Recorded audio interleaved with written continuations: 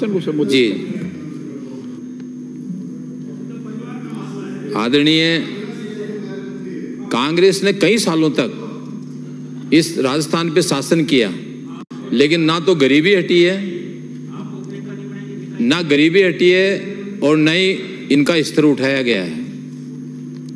इन समाजों का न भला कर पाए। अगर पिछले सालों में संविधान की पालना ईमानदारी से की होती तो ये भूख, गरीबी, अशिक्षा, बेरोजगारी और सामाजिक असमानता समाप्त हो गई होती। आदरणीय, ये वो समाज है जिसने मुगल काल के टाइम में अपना स्वाभिमान रखा और धर्म परिवर्तन नहीं किया। इसलिए अनुसूचित जाति समाज आज की तारीख में बहुत ही एक छवि बनाने वाला और इस हिंदू धर्म को साथ में रहने वाला समाज रहा है, जिन्होंने उस पीरियड में भी धर्म परिवर्तन नहीं किया, भले ही नीचा काम कर लिया, मेला ढो लिया।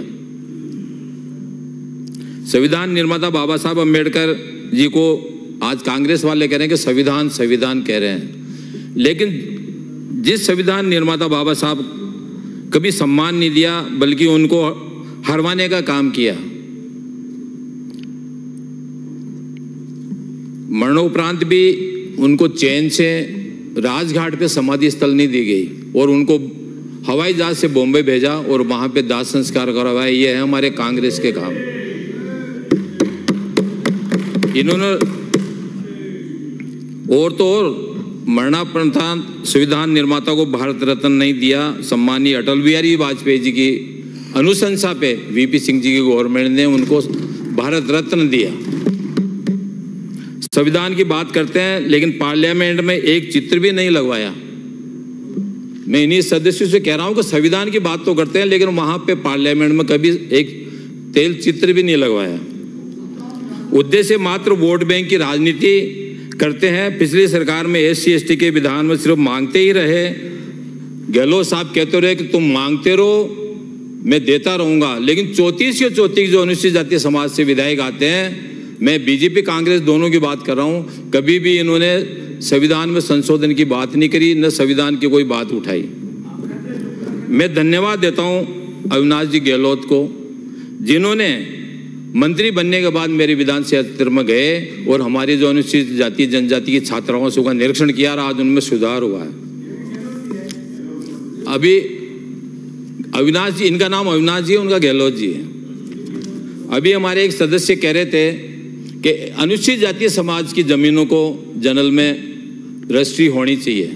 मैं भलाओ हो भैरू सिंह जी का, जिन्होंने कम से कम पंचायत राज के अंदर ये लागू किया आरक्षण, जिसकी वजह से आज हमारे जनप्रतिनिधि पंचायतों में हो चाहे जिला परिषदों में कम से कम बैठे हुए हैं। और अगर ये आप लागू करने की बात करते हो कि जमीनों को रजिस्ट्री हो जानी चाहिए, तो मालूम पड़ेगा कि वो वहीं के वहीं आपके घरों के बाहर बैठे हुए भीख मांगते हुए मिलेंगे।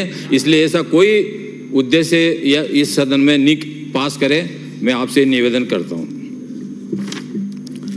आदरणीय, मैं मांग के लिए बताता हूं आपके माध्यम से मंत्री महोदय जी को कि जो हमारे अनुसूचित जाति समाज के छात्रवृत्ति योजना में 2.5 लाख तक की सीमा तय है और वही छात्रवृत्ति OBC समाज में 8 लाख की है, तो उसे असमानता को दूर करें। मैं सदन में आपके माध्यम से बात करना चाहता हूं, क्योंकि OBC का स्तर तो फिर भी ऊपर है, अनुसूचित जाति का तो 2.5 लाख का बहुत ही कम है। तो कम से कम 8 लाख जिनकी आय हो उनको भी ये सुविधा प्रदान की जाए। अनुसूचित जाति समाज को संवैधानिक दर्जा प्राप्त करने के लिए अनुच्छेद 338 और 338A के तहत किया गया, लेकिन आज भी राजस्थान सरकार द्वारा राजस्थान अनुसूचित जाति आयोग के संवैधानिक दर्जा प्रदान नहीं किया गया। तो मेरा आपसे निवेदन है कि ये अभी बीच में कई साथी बात को उठा रहे थे, तो मेरा निवेदन है कि इसको संवैधानिक दर्जा दिया जाए। कॉलेज शिक्षा के अंदर आदरणीय, मेरा अनुसूचित जाति समाज का कई युवा बेरोजगार लोग हैं और वो युवा बेरोजगार लोगों को विद्या संबल योजना में उनको आरक्षण नहीं है। वो जो संविदा के तौर पे 60,000 रुपये मिलते हैं, तो अगर इनको संविधान अपना इसमें इस कॉलेज आयुक्तालय में अगर इसको प्रदान कर दी जाएगी स्वीकृति आरक्षित पदों के लिए, तो 60,000 रुपये महीने पढ़ाने के मिलते हैं, तो बेरोजगारी काफी कुछ दूर हो जाएगी। आदरणीय SC/ST में 1961 की जनगणना के आधार पे 1971 में 16 और 12% आरक्षण का परिलाभ दिया गया। 2001 में लोकसभा और विधानसभा में 1971, 1981, 1991 और 2001 में 5 बार गणना हो गई। 2011 के अनुसार ये आरक्षण 17.80 और ST में 13.50 है। इसको संशोधन करते हुए क्रम से 18% और 14% करने का श्रम करें। मैं आपके माध्यम से सदन में इस बात को रखता हूँ। राजस्थान में लाखों संविदा कर्मी हैं।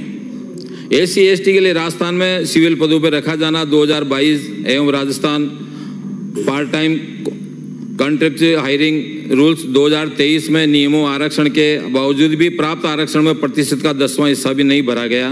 अतः आरक्षित वर्गों को संविदा कर्मियों को बैकलॉग वैकेंसी की गणना करवाकर विशेष भर्ती अभियान चलवा के इन पदों को भरा जाए। आदरणीय राजस्थान में विभिन्न विश्वविद्यालयों में विभिन्न पदों के आरक्षण रोस्टर विश्वविद्यालय में एक इकाई मान के विश्वविद्यालय को इकाई मान करके बजाय विभिन्न विभागों को एक इकाई मान के भर्ती कर रहे हैं। तो मेरा आपसे ये निवेदन है कि इसको विश्वविद्यालय में एक इकाई मानते हुए करें, जिससे कि कम से कम अनुसूचित जाति जनजाति का बच्चा उसमें अपेयर हो सके। महोदय, राजस्थान सरकार द्वारा कालीबाई भील मेधावी छात्राओं को स्कूटी वितरण होती है, लेकिन इन योजनाओं में SC के छात्राओं की संख्या के अनुपात में स्कूटी वितरण नहीं की जाती है। तो मेरा आपसे निवेदन है कि OBC और अल्पसंख्यक की छात्राओं की पात्रता SC से ज़्यादा है, तो SC की छात्रवृत्ति की पात्रता ज़्यादा करनी चाहिए। राजस्थान सरकार के अंतर्गत कार्यरत सरकारी संस्थाएं जैसे सहकारी बैंक है, दुग्ध फल भंडार इत्यादि हैं, क्रय विक्रय समितियां, उपभोक्ता भंडार है, आदि में संचालन मंडलों में SC/ST का आरक्षण होना चाहिए। Doctor Bhimrao Ambedkar welfare society का, आदरणीय 2 मिनट लूंगा, ज्यादा नहीं लूंगा, 2 मिनट नहीं है। वेलफेयर सोसाइटी के वर्ष 16 में मुख्यमंत्री आदरणीय वसुंधरा राजे ने सोसाइटी को 1,86,00,000 रुपए का कॉन्फ्रेंस हॉल दिया। शीघ्र समाप्त करें माननीय सदस्य। 2023 में 22 के अंदर हमारे सम्मानीय गहलोत साहब जो पिछली सरकार में मुख्यमंत्री थे, इन्होंने घोषणा करी कि 9,73,00,000 रुपए 48 लाख रुपए घोषणा की, जो आज दिन तक वहां पे इसका कोई ना तो बजट पास हुआ, केवल घोषणा हुई है।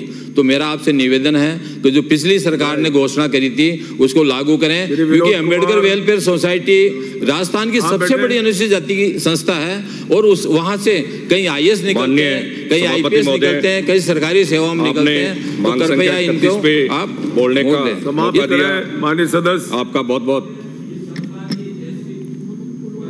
बहुत धन्यवाद। जिस तरीके से बाबा साहब